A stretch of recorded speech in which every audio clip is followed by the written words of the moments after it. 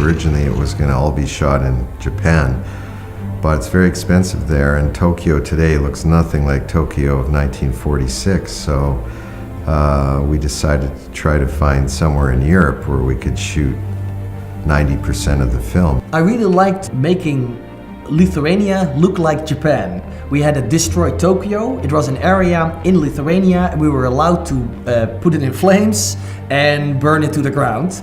And as a cinematographer, it's always very challenging to make one country look like the other. But it was a great adventure, and I think we really did well.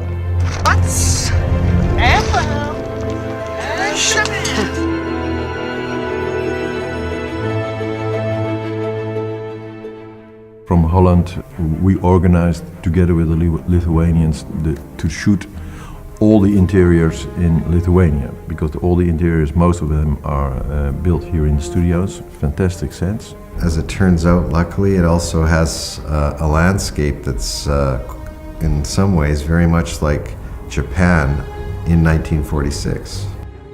And I think with the energy of Verhoeff and the fantastic production design of Harry, that really makes things easier and more cinematic for us. There's a lot of it, and that's the good thing, is that it has been specially made for this production, like all the chairs in the courtroom, all the specific chairs in the hotel and restaurant, all the furniture that are in the hotel rooms. It's all specially made for this occasion. A Japanese production designer who checked if everything was Japanese. So there were a lot of checks from that, and in the combination with the Dutch, the Canadian, the Japanese crew.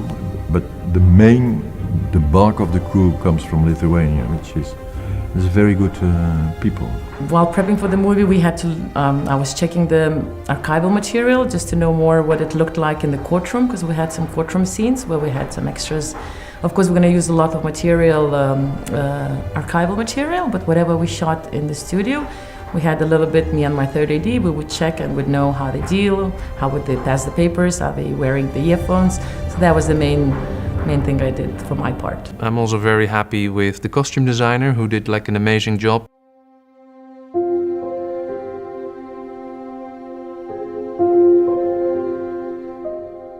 We have created about 1,500 costumes, 1,500 costumes.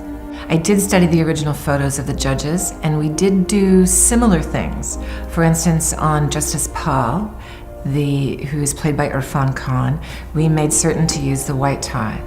But on Justice Webb, we made certain that the hat was the same hat as we saw photographs of. And on Rolling, we made sure that he had sweaters, knitwear that was handmade, that went very high. So there were small things we could do. When you have a lot of people dressed in beautiful clothing like this, beautiful costumes, which these are all real, this is made in the wartime.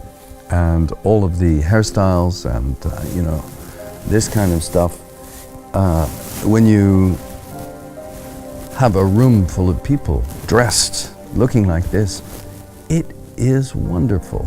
It makes you really begin to appreciate what it must have been like to live in that time. I think these people are really fashionable, particularly the women's hairstyle and gloves, and so I would say the clothing was the biggest thing that made me feel as though I was back in the period, in the time. Do I look as though I belong in World War II? I hope so. I was very passionate about this project from the beginning. And when I designed for the ladies I'm referring to are Ida Schneider, the diva, and the interpreter.